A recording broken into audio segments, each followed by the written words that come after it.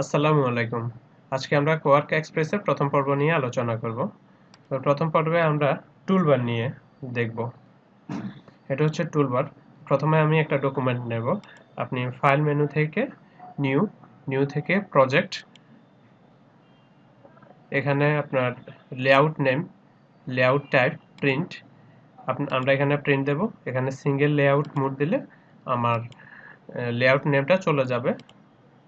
ওকে, এখানে paper size এবং পেপারের মেজারমেন্ট, পোর্ট্রেট, ল্যান্ডস্কেপ, এখানে মার্জিন, কলাম, কত কলাম দিবেন, 8 কলাম দিলে 8 কলাম, 1 কলাম হলে 1 কলাম। আর এটা হচ্ছে গাটার ওয়েডথ, অর্থাৎ আপনি যদি এখানে 8টা কলাম দেন, প্রতিটি কলামের মধ্যে কতটুকু গ্যাপ থাকবে ওই গ্যাপটা হচ্ছে এটা। আর এটা হচ্ছে ফেসিং পেজ, অর্থাৎ আপনার একটার পর একটা পেজ অটো চলে আসার জন্য আপনি ফেসিং পেজে সিলেক্ট করবেন। আর অটোমেটিক টেক্সট বক্সের মধ্যে আপনি এখানে টিক চিহ্ন দিলে অটোমেটিক্যালি একটি টেক্সট বক্স চলে আসবে। ওকে, আমরা তাহলে এভাবে রেখে ওকে দিলাম। আমাদের একটা নতুন ডকুমেন্ট চলে আসলো। আপনি কিবোর্ড থেকে অল্টার কি চাপ দিয়ে প্রতিটা পেজ ডানে বামে উপরে নিচে নিয়ে যেতে পারবেন। তো টুলবারের প্রথম এটা হচ্ছে আইটেম টুল, এটা হচ্ছে টেক্সট টুল। এটার অধীনে আরো 3টে টুলবার রয়েছে। এটা লিঙ্কিং টুল, আর এটা হচ্ছে টেক্সট আনলিঙ্কিং টুল।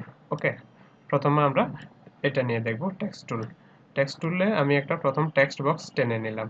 এখানে আমি যে কোনো কিছু টাইপ করব বা যে কোনো একটা টেক্সট পেস্ট করলাম।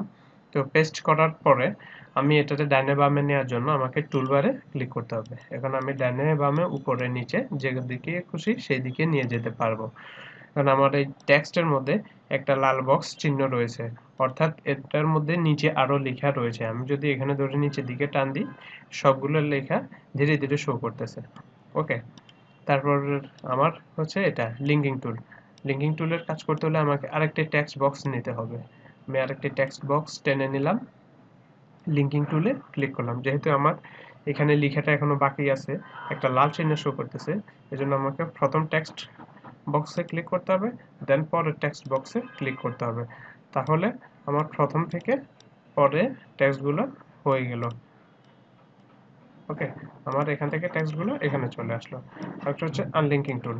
আনলিঙ্কিং টুলের ক্ষেত্রে আমার কি করতে হবে, এখানে ক্লিক করলাম, আমার এইটার সাথে এটা লিঙ্ক দেয়া। এখন আমি আনলিঙ্কিং টুলটা এখানে নিয়ে ক্লিক করলে ওর এটা আনলিঙ্কিং হয়ে গেল। আবার লিঙ্ক দেওয়ার জন্য এখান থেকে এখানে ক্লিক করলাম। ওকে, এটা হচ্ছে পিকচার বক্স। আমি একটা ছবি নেওয়ার জন্য একটা বক্স টানলাম। আপনি কিবোর্ড থেকে কন্ট্রোল ই অথবা মাউসের রাইট বাটনে ক্লিক করে আপনি কন্ট্রোল ই বা ইম্পোর্ট থেকে যে কোনো একটা ছবি নিতে পারেন। আমি একটা ছবি নিলাম, ছবিটা লম্বা, আমি বক্সটা টেনেছি এতটুকু, বাট ছবিটা আছে এতটুকু। আমি যদি কিবোর্ড থেকে কন্ট্রোল শিফট এফ চাপ দিই, তাহলে ছবিটা চ্যাপ্টা হয়ে যাচ্ছে এবং এটার নামটা হচ্ছে যে ফিট দেয়া। তো আমি কন্ট্রোল জেড দিয়ে আন্ডু করে নিলাম। আমি মাউস পয়েন্টারটা এখানে নিয়ে গিয়ে এটা সমান করে দিলাম।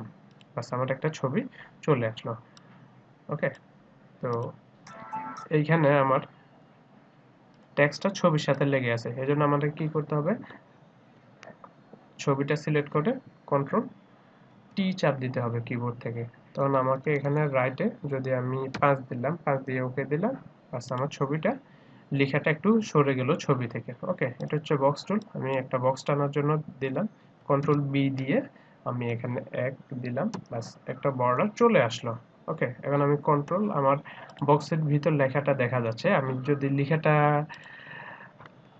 যদি আমি বক্সের বাইরে নিয়ে যেতে চাই, অর্থাৎ বক্সের ভিতর কোনো লেখা থাকবে না, এজন্য আমাকে কন্ট্রোল টি দিতে হবে। টি দিয়ে এখানে টাইপ থেকে আইটেমে দিতে হবে, আইটেম দিয়ে ওকে দিলে আমার বক্সের ভিতরে আর কোনো লেখা নাই। এখন লেখাগুলো বক্সের সাথে লেগে আছে, এজন্য আমি কি করব, কন্ট্রোল টি চাপ দিব। কন্ট্রোল টি চাপ দিয়ে আমি লেফটে 5 দেব, রাইটে 5 দেব, ওকে দিলাম। বাস, আমার বক্সের দুই পাশে লেখাগুলো সরে গেল। ওকে, তারপরে এই বক্সের মধ্যে আরো অনেকগুলো টুল আছে। রেক্ট্যাঙ্গেল টুল, এক্সট্রা টুল, এটা এটার মধ্যে বক্স টুলের মতোই কাজ। এটা হচ্ছে লাইন টুল। আমি উপর থেকে শিফট ধরে নিচের দিকে একটা রুল দিয়ে দিলাম সমান, একটা লাইন হয়ে গেল। এটা হচ্ছে পেন টুল।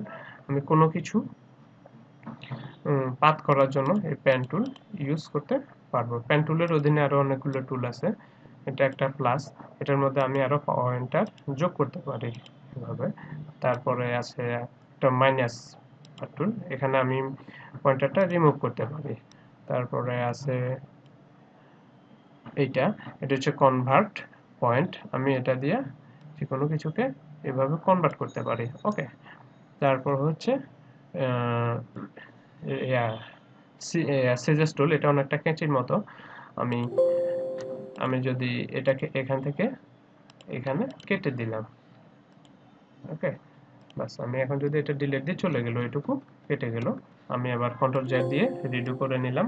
তারপরে হচ্ছে এটা হচ্ছে যে সিলেক্ট পয়েন্ট, এটা দিয়ে আমি যেভাবে পয়েন্টটাকে এদিক ওদিক করতে পারবো।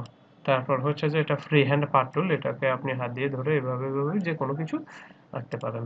ওকে, তারপর হচ্ছে এটা টেক্সট বক্স বা টেবিলটাকে আমি এভাবে টেনে দিলাম, এখানে আমার রো শো করতেছে, এখানে কলাম শো করতেছে। এটা কি টেক্সট সেলস হবে না পিকচার সেলস?